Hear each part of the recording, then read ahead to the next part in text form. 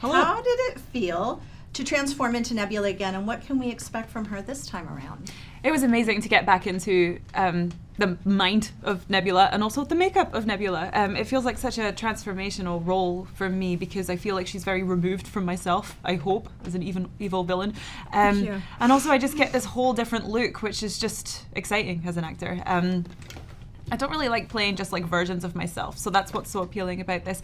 And it was great to bring her back to life. I had such a good time, and we definitely learn a lot more about her and where she's at emotionally with her sister, which is very interesting. And Pom, you play a new character, Mantis. What was the experience like for you to bring a new character into the Guardians fold? It was great. I mean, I had such an amazing time with James Gunn and with all the cast, with Karen. Now we're friends. Yes! So, yeah, and I think it's a really special and interesting and original character, you know?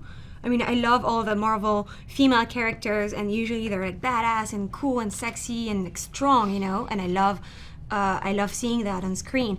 But you know, she's more weird and childlike and, you know, awkward and cute, and so it's great to have like different versions of being a woman in a way, you know. Mm-hmm. Karen, tell us a little about the relationship between Nebula and Gamora and what it's like to work so closely with Zoe. It's amazing working with Zoe. I feel like she's my big sister.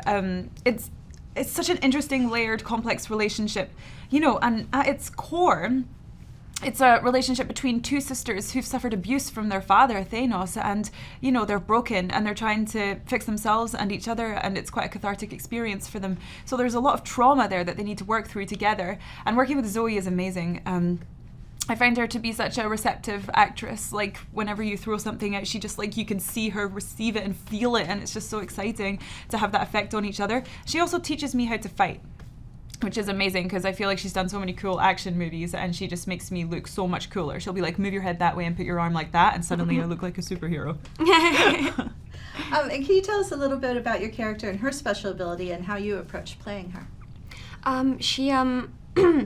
She's an alien. She's bug-like. She grew up pretty much on her own. She's not used to interact with people. She has empathic powers. She can touch someone. When she touches someone, she can feel their feelings and change them.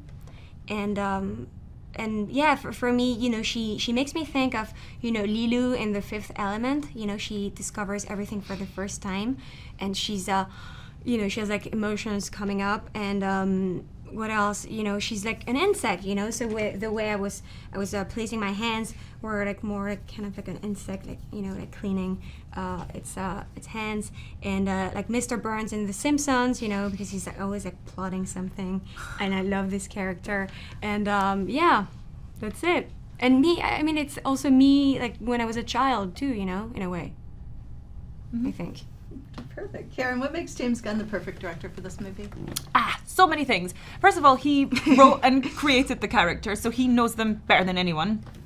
However, he allows you to bring your own version to life. He's very collaborative and open to new ideas. He has a brilliant, wicked sense of humor, which is so important to the tone of this overall movie, because I believe that this movie is James Gunn's identity. Like, I don't think anyone else could do it. He's so funny. Pom, what was your experience like working with James for the first time? Oh, he's incredible. He just, you know, he gave me wings. He, I don't know, he made me feel like I was the character and special. And, you know, it's all about like, giving the actor the confidence and just nourishing him. And I don't know what he does, but, you know, it just, he makes everyone feel amazing on set and just feel like you know, we're just connected with each other, you know, we're a big family. And I think it's also the people that he chose, you know, they're like amazing and they're playing their character, but also they're like great people. And you know, there really are like no bad eggs on the set whatsoever. There's like no ego, and it's really, really special. I don't remember a set like that before. I love the fact that he plays music while filming. What role does the music play in the movie? I mean, music's so important to all of us. Like, I think, like it connects to like a different part of the brain, like it's subconscious, and it's just a feeling that it can bring up in you, and it connects all of us when we listen to the same piece of music, yet it affects us in different ways, and it's just like a really cerebral, cool experience, I think. Yeah, it was amazing. We would, have like earbuds and just listen to the same music at the same time. It was really, I mean, emotionally, it just brings, a lot of memories too. And Well, it's such a different way to do it rather than, doing the music after, and it kind yeah, of gets you in no, the but which is mood. amazing. It's when we went, we did the table read. He would just, he would stop the table read and say, "Hey, so now this music is gonna play," and he would play the music, and he would show us what they did with the CGI, the fighting stuff. They had done some stuff already, and it was really, like a it was really previs. great. Talk about working with Kurt Russell. What was that like? Oh, he's the best. He's so funny. He's so, normal and down to earth, and he's a legend too, So it just really, it was great. What can audiences expect from Guardians of the Galaxy 2? Garden of the Guardians of the Galaxy. Because it's in the movie, she says Garden of the Galaxy. I think that Nebula thinks they're called the Gardens of the Galaxy. And Gamora's like, why would we be called Gardens of the Galaxy? That is so silly. But that is the type of humor that you can expect in the movie. It's really humorous. It's also much more emotional than the previous one, and the main theme is family, however dysfunctional that may be, and the importance of that. If you had to sum up your experience making this film in one word, What? Sum up your experience making this film in one word, what would it be and why? You go first. Ooh. Happiness. Why? Because I was so happy playing this character and be a part of this Guardians of the Galaxy family. It's true. Oh gosh, I don't know. One word to sum it all up. I don't know how to put it into one word.